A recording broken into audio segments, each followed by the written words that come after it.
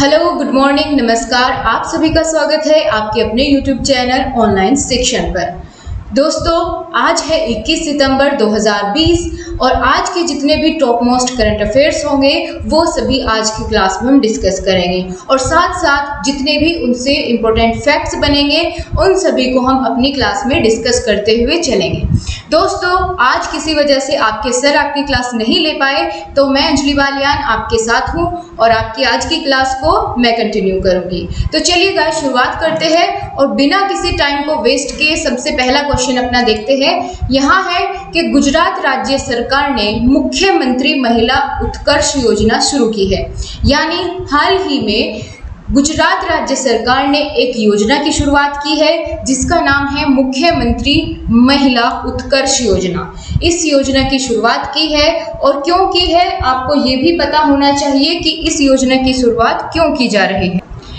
So friends, ये योजना उन महिलाओं के लिए है जो किसी भी स्वयंसेवी संगठन से जुड़ी होती है और उनके लिए 1 लाख रुपए के लोन को 0% के इंटरेस्ट पर उन्हें देने की व्यवस्था की गई है। यानी अगर वो चाहे तो 1 लाख रुपए तक का लोन ले सकती है और 0% इंटरेस्ट, यानी उनके लिए कोई भी इंटरेस्ट उनको चुकाना नहीं पड़ेगा। ठीक है, तो इस योजना की शुरुआत गुजरात राज्य सरकार ने इसकी शुरुआत की है।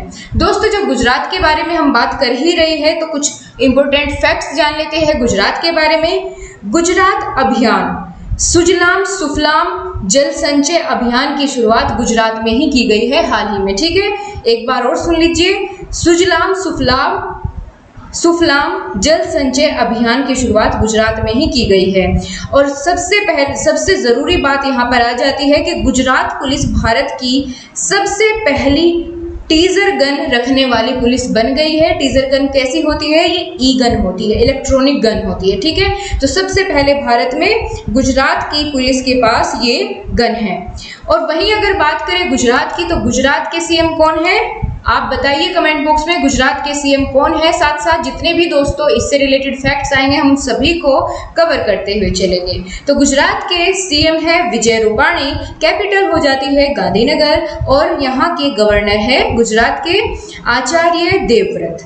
दोस्तों, गुजरात के बारे में और कुछ महत्वपूर्ण अगर बात हो सकती है तो वो यह है कि गुजरात में एक बहुत ही फेमस डैम है जिसके बारे में एग्जाम में पूछ लिया जाता है, जिसका नाम है सरदार सरोवर डैम। और यहाँ पर एक नेशनल पार्क भी है जो कि बहुत फेमस है, उसका नाम है गिरी नेशनल पार्क। और ये एशियाटिक जो लायंस होते हैं उनके लिए ये बहुत ज़्यादा फेमस है। ठीक है, ये भी गुजरात में ही स्थित है। चलिए अब चलते हैं अगले क्वेश्चन की तरफ। अगला क्वेश्चन यहीं पर आपको देखने को मिलेगा। पूछा गया है हाल ही में भारत को 4 वर्षों के लिए इकोसोक का सदस्य चुना गया है। इकोसोक से क्या मतलब है? इसकी फुल फॉर्म है इकोनॉमिक एंड सोशल काउंसिल। ठीक है, इकोनॉमिक एंड सोशल काउंसिल का सदस्य 4 वर्षों के लिए भारत को चुन लिया गया है। और दोस्तों, इकोसोक को संयुक्त राष्ट्र के महिला स्थिति के रूप में जाना जाता है। ठीक है, इतनी बात हमने की इकोसोक के बारे में। इकोसोक की फुल फॉर्म क्या है? Economic and social council. आगे बढ़ रहे हैं, यहाँ अगला क्वेश्चन आ जाता है आपके लिए, बहुत ही इंपॉर्टेंट क्वेश्चन है और एग्जाम में बिल्कुल आ सकता है। आईएफसी ने भारत को $2 ट्रिलियन प्रदान करने की घोषणा की है। ठीक है, आईएफसी मतलब international financial corporation. International financial corporation ने भारत को $2 ट्रिलियन प्रदान करने की घोषणा की है। यही अगर आईएफसी के बारे में थोड़ी सी इंफॉर्मेशन जो आपको पता होनी चाहिए वह यही है कि आईएफसी की स्थापना हुई थी 1956 में और इसका हेडक्वार्टर वाशिंगटन डीसी में है। ठीक है, और आईएफसी के जो सीईओ है उनका नाम है फिलिपी ली होरियू। ठीक है, यहाँ पर नोट डाउन किया हुआ है मैंने, आप स्पेलिंग देख सकते हैं। ऑलराइट गाइस, तो इतनी बात हमने की है आईएफसी के बारे में। ठीक है, और वहीं अगर आपसे कारण आप जानना चाहते हैं कि ये राशि दी क्यों गई है भारत को, तो ये ग्रीन हाउस डेवलपमेंट के लिए और भारत में जितने भी पब्लिक ट्रांसपोर्ट है उनके सुधार के लिए और जितने भी भारत में रिन्यूएबल एनर्जी के सोर्सेज हैं यानी नवीकरणीय ऊर्जा के साधन हैं उनको बढ़ावा देने के लिए ये $2 ट्रिलियन की राशि भारत को आईएफसी ने दी है। ठीक है, अगला क्वेश्चन है, हाल ही में अमेजन इंडिया ने अपना ऑल वीमेन डिलीवरी दूसरा स्टेशन गुजरात में बनाया है। यानी अमेजन इंडिया ने अपना ऑल वुमेन डिलीवरी स्टेशन बनाया है जो कि दूसरे नंबर का है गुजरात में। तो वहीं आपसे पूछ लिया जा सकता है, तो फिर भाई ये भी पता होना चाहिए कि पहले नंबर का कहाँ बना था। तो पहले नंबर का all women delivery station Amazon India ने तमिलनाडु में बनाया था। ठीक है, तमिलनाडु में स्थित है। और जो दूसरा हाल ही में बनाया गया है वह गुजरात में है। ठीक है, अमेजन की बात करें तो अमेजन के फाउंडर है जेफ बेजोस। ठीक है, और ये दुनिया के सबसे धनी व्यक्ति है वर्तमान में। जेफ बेजोस दुनिया के सबसे धनी व्यक्ति और अमेजन के फाउंडर है। ठीक है, अमेजन ने अपना ऑल वुमेन डिलीवरी दूसरा स्टेशन गुजरात में बनाया है। और अगर पहला पूछ लिया जाता है तो पहला स्थित है तमिलनाडु में। ऑलराइट गाइस, चलिए आगे बढ़ते हैं। अगला क्वेश्चन आ जाता है, हाल ही में बाबू सिवान का निधन हुआ है। वह किससे संबंधित थे? तो वह एक तमिल निर्देशक थे। ठीक है, क्या थे? तमिल निर्देशक थे। और हाल ही में इनका निधन हो गया है, बाबू सिवान का, और ये तमिल निर्देशक थे। अगले क्वेश्चन की तरफ बढ़ते हैं। तमिलनाडु राज्य ने सभी प्रमुख अस्पतालों में कोविड संदिग्ध वार्ड शुरू किए हैं। यानी तमिलनाडु राज्य में जितने भी प्रमुख अस्पताल है सभी जगह वहां पर कोविड संदिग्ध वार्ड शुरू किए गए हैं। कोविड संदिग्ध वार्ड किस लिए बनाए गए? जैसे किसी भी आदमी में कोई सिम्टम दिख रहा है कोविड का, लेकिन अगर उसकी रिपोर्ट उसका टेस्ट किया जाए तो उस पर निगेटिव आता है, तो संदेह रहता है उसका पॉजिटिव होने का, तो उनको एक अलग वार्ड में रखा जाए। उसी के लिए यहाँ पर कोविड संदिग्ध वार्ड की शुरुआत की है तमिलनाडु राज्य ने। चलिए अब अगला क्वेश्चन देखते हैं। हाल ही में केनरा बैंक ने ग्राहक सेवाओं का विस्तार करने के लिए आई लीड 2.0 सिस्टम लॉन्च किया है। कौन सा? आई लीड 2.0 सिस्टम। दोस्तों यहाँ पर हमने तमिलनाडु के बारे में तो कोई बात नहीं की, तो चलिए तमिलनाडु को हम नहीं छोड़ेंगे, तमिलनाडु के बारे में भी हम बात करेंगे। तमिलनाडु की कैपिटल हो जाती है चेन्नई और यहाँ के सीएम है के पलानीस्वामी। तमिलनाडु के सीएम कौन है? के पलानीस्वामी। और यहाँ के गवर्नर है बनवारी लाल पुरोहित। और दोस्तों इसके बारे में एक बहुत ही इंपॉर्टेंट फैक्ट है कि तमिलनाडु वर्तमान में मछली उत्पादन में भारत में सबसे पहले स्थान पर है। ठीक है, सबसे पहले नंबर पर तमिलनाडु राज्य आता है मछली के उत्पादन में। तो ये जानना आपके लिए बेहद जरूरी है। एग्जाम में सीधा सीधा क्वेश्चन आपको यहाँ से देखने को मिल जाता है। तो चलिए अब चलते हैं अपने अगले क्वेश्चन की तरफ जिसकी हम बात कर रहे थे। पूछा क्या गया है कि हाल ही में केनरा बैंक ने ग्राहक सेवाओं का विस्तार करने के लिए आई लीड 2.0 सिस्टम लॉन्च किया है। इसमें क्या होगा? कहीं भी और कहीं भी सुविधा प्रदान की जाएगी ग्राहकों को केनरा बैंक के द्वारा। यही अगर पूछ लिया जाता है कि केनरा बैंक की स्थापना कब हुई थी, तो 1906 में। और केनरा बैंक का हेडक्वार्टर है बेंगलोर में। सीईओ हो जाते हैं एलवी प्रभाकर। केनरा बैंक के सीईओ है एलवी प्रभाकर। स्थापना हुई थी बेंगलोर में 1906 में। और इसका उद्देश्य है आई लीड 2.0 का कि कहीं भी और कहीं भी सुविधा प्रदान करना अपने ग्राहकों को। केनरा बैंक ने इस पहल की शुरुआत की है। चलते हैं अगले क्वेश्चन की तरफ। यहाँ आपसे पूछ लिया गया है, हाल ही में गुजरात राज्य सरकार ने बैटरी से चलने वाले दुपहिया और तिपहिया वाहनों के उपयोग के लिए सब्सिडी की घोषणा की है। दोस्तों बहुत अच्छा एक ये संदेश हो सकता है और बहुत अच्छी ये इनकी पहल हो सकती है। वो इसलिए कि अगर बैटरी के वाहन यूज करेंगे तो उससे पोल्यूशन होना और ज़्यादा से ज़्यादा जो खनिज है, रसायन है, तेल, इन सभी चीज़ों की बचत होगी जो कि बहुत लिमिटेड है। ठीक है, नॉन रिन्यूएबल रिसोर्सेज है हमारे। तो गुजरात सरकार ने इस पहल की शुरुआत की है। ये जो है 9th क्लास से ग्रेजुएशन तक जो बच्चे हैं, स्टूडेंट्स हैं, कॉलेज में जाने वाले, स्कूल में पढ़ने वाले, तो अगर वो कोई भी बैटरी वाला वाहन खरीदते हैं, दुपहिया या तिपहिया, तो उनको 12,000 रुपये की सब्सिडी देने की घोषणा गुजरात राज्य सरकार ने की है। ठीक है, समझ आ गई इतनी चीज़ें। चलिए अब आगे बढ़ते हैं।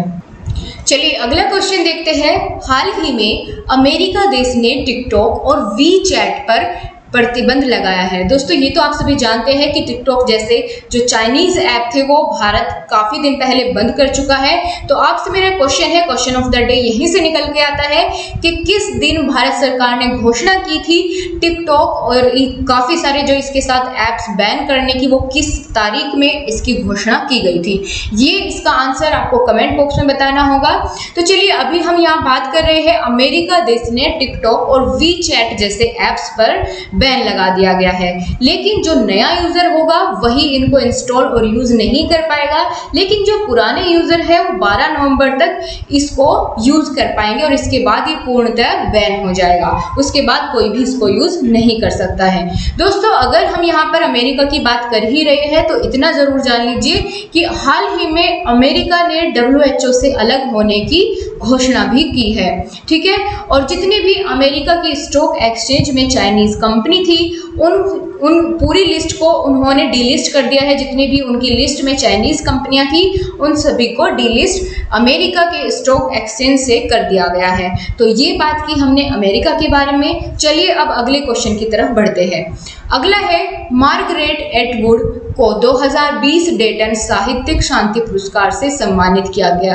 आपसे सीधा सीधा क्वेश्चन पूछ सकता है कि 2020 का डेटन साहित्यिक शांति पुरस्कार से किसको सम्मानित किया गया? तो मार्गरेट एटवुड को, ठीक है। आपको दिखा देती हूँ, तो आप यहाँ देखिए इस पिक्चर में, ये इन्हीं को मिला है शांति और सामाजिक न्याय और वैश्विक समझ को बढ़ाने के लिए इनको यह पुरस्कार 2020 का दिया गया है, ठीक है दोस्तों।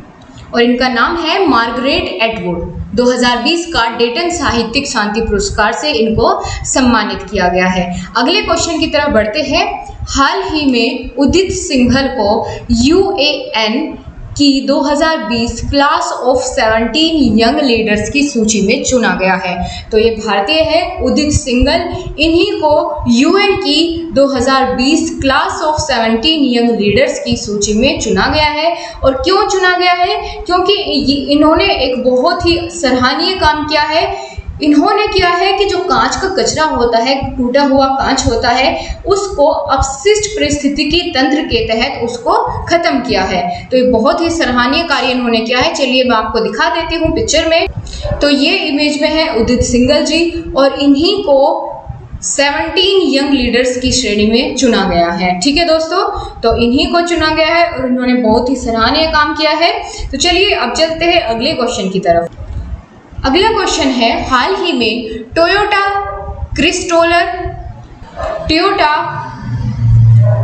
किर्लोस्कर मोटर्स ने अर्बन क्रूजर के लिए आयुष्मान खुराना को ब्रांड एम्बेसडर चुना गया है, ठीक है। टोयोटा किर्लोस्कर मोटर्स ने अर्बन क्रूजर के लिए आयुष्मान खुराना, जो कि एक फिल्मी कलाकार है, अभिनेता है, इनको ब्रांड एम्बेसडर चुना है। तो ये है आपके सामने आयुष्मान खुराना और इन्हीं को अर्बन क्रूजियर ने अपना ब्रांड एम्बेसडर चुना है, ठीक है दोस्तों। चलते हैं अगले क्वेश्चन की तरफ। हाल ही में खाद्य प्रसंस्करण उद्योग मंत्रालय का अतिरिक्त प्रभार नरेंद्र सिंह तोमर को दिया है।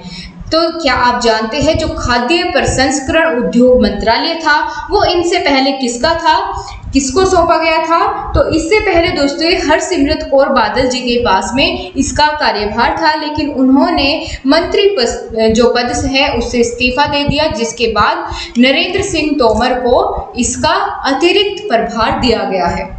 अगले क्वेश्चन की तरफ बढ़ते हैं। हाल ही में केंद्र सरकार ने रक्षा क्षेत्र में FDI की सीमा को बढ़ाकर 49% से 74% कर दिया गया है, ठीक है। पहले कितनी थी? 49% थी, उसको अब बढ़ा करके 74% कर दिया गया है।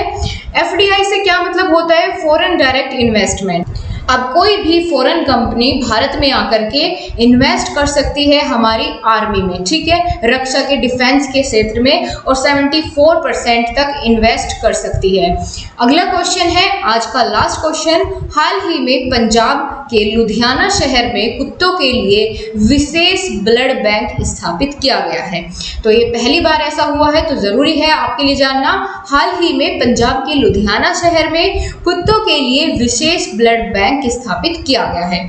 तो दोस्तों आज की क्लास यहीं तक है और आपका क्वेश्चन ऑफ द डे आपको याद होगा, मैंने अभी क्लास के बीच में आपसे पूछा है कि भारत में टिकटॉक और काफी सारे चाइनीज ऐप किस डेट में बंद किए गए थे। तो आपका क्वेश्चन ऑफ द डे यही है, कमेंट बॉक्स में आपको इसका आंसर करना होगा। So thank you so much guys, आपसे फिर से मुलाकात होगी। Have a nice day.